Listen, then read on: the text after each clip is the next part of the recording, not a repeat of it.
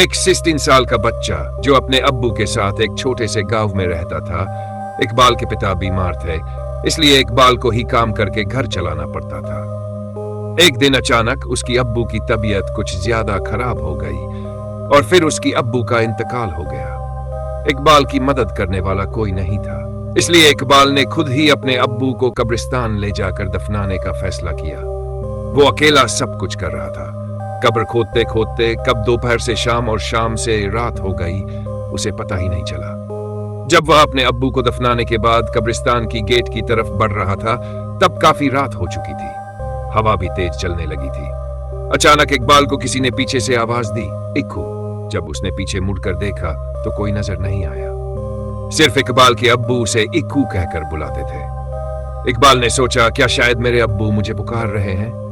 लेकिन जब उसने जोर जोर से अब्बू अब्बू कहा, फिर भी कोई जवाब नहीं आया। अब वह डर गया और जल्दी जल्दी गेट की तरफ बढ़ने लगा। लेकिन जैसे ही वह गेट के नजदीक पहुंचा, अचानक गेट बंद हो गई। वह एकदम घबरा गया। कब्रिस्तान की दीवारें और गेट इतनी ऊंची थी कि वह किसी भी तरह से पार नहीं कर सकता था। कब्रिस्तान की एक और गेट थी जो पीछे की तरफ थी, लेकिन उस गेट तक जाने के लिए इकबाल को वापस कब्रिस्तान के बीच से होकर गुजरना पड़ता।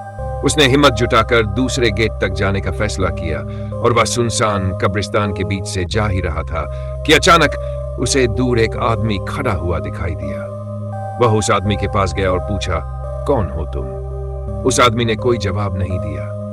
इकबाल फिर से पूछने ही वाला था कि अचानक उस आदमी का सिर पीछे घूम गया। उसकी दोनों आंखें लाल थी और वह इकबाल को गुस्से से देख रहा था। यह देखकर इकबाल जोर से चिल्लाया, आह!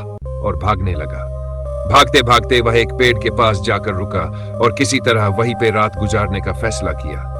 कुछ ही देर में उसके चारों ओर कोहरा छाने लगा।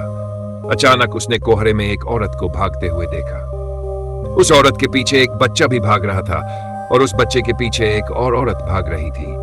लेकिन वह औरत भागते भागते अचानक रुक गई और इकबाल की तरफ आने लगी। जैसे ही कोहरा हटा, उस औरत का चेहरा इकबाल को साफ साफ दिखने लगा।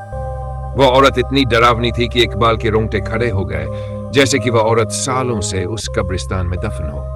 वह औरत इकबाल के करीब आ रही थी और इकबाल धीरे धीरे पीछे हट रहा था। अचानक इकबाल का पैर फिसला और वह एक कब्र में गिर गया। कब्र इतनी गहरी थी कि वह वहां से निकल भी नहीं पा रहा था।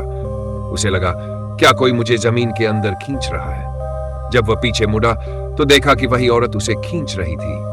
उसका आधा शरीर जमीन के अंदर जा चुका था कि अचानक उसे लगा, क्या कोई मेरा हाथ पकड़ के ऊपर खींच रहा है? वह जैसे ही ऊपर आया, सीधा कब्रिस्तान के बाहर भागते हुए चला गया। उसे समझ आ गया था कि उसे ऊपर खींचने वाला उसके अब्बू ही था। इसीलिए कहते हैं, जो आपसे सच्चा प्यार करता है वह आपको मरने के बाद भी मदद करता है।